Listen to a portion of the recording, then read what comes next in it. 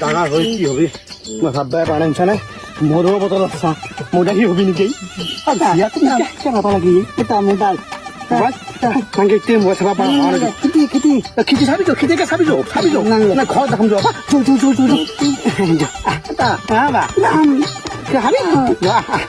মায়ে খব যো